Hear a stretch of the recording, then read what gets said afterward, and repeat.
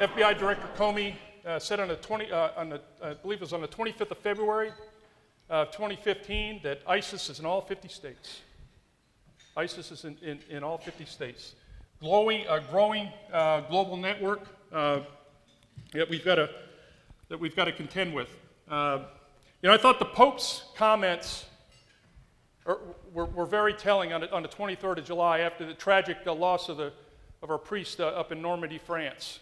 And the Pope's reaction was, this is a piecemeal world war.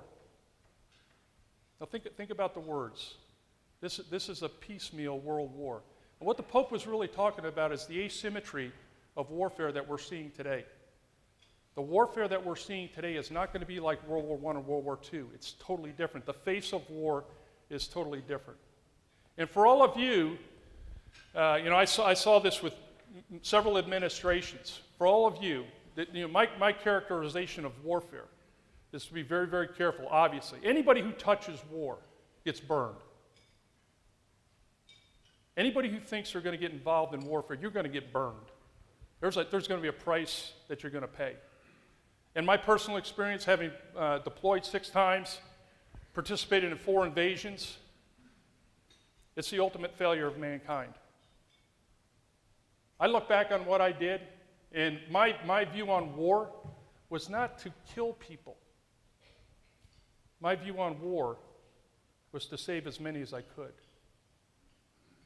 And that's what the American soldier brings. When American soldiers show up, they are going to do the job. And if you're a bad person, you're going down. But like we did in Afghanistan, we saved a young boy, burned really bad, not as a result of what we did.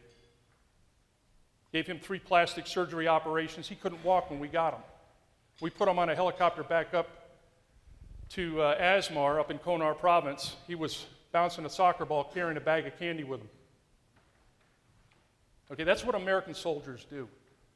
All right, if you look back in history, into the Eisenhower days, and I read his farewell address in 1961.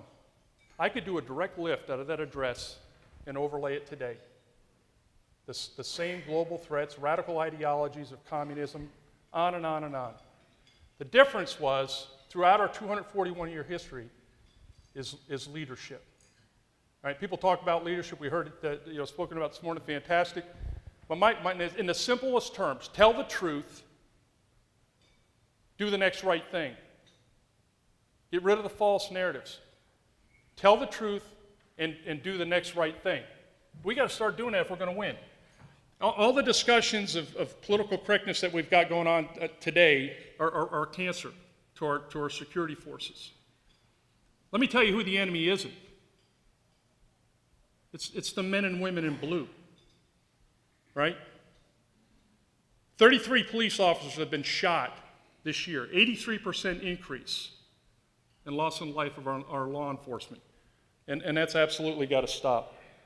So I just want to point this quote out to you. You have enemies good. That means you stood for something at some point in your life. The United States of America has always stood for something.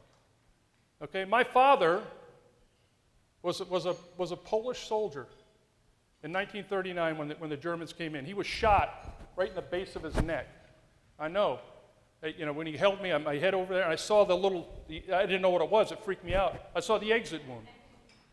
And the irony is, later on in life, I see other exit wounds after 27 years of service, and I thought, that's what happened to Dad.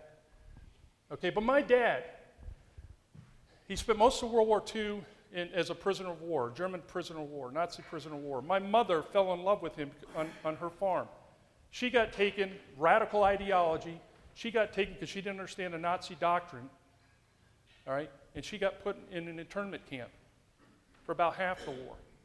They met on her farm. In 1945 to 1950, 7 years, they worked together to get 6 children legally immigrated to the United States of America. All right, legally immigrated. Respect the rule of law. Do it the right way. Yeah, it's going to take you some time. Okay? My dad is, nobody will know who my dad is. They'll never know. But him and millions of others are absolute heroes for what they did. They demonstrated leadership.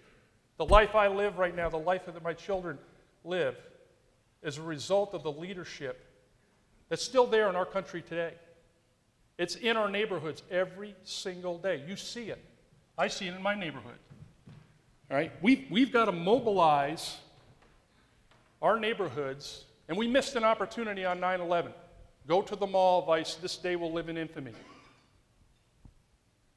Okay? I was too busy deploying to Afghanistan to think much about that. Okay? But what a missed opportunity to mobilize the country against this radical threat that we had before us here. So, it comes down to kind of what do we stand for? Are we, still believers in the Bible? Are we still believers in our Constitution? Are we still believers in the rule of law? Or conversely, are they all passé? But, we got to make that call.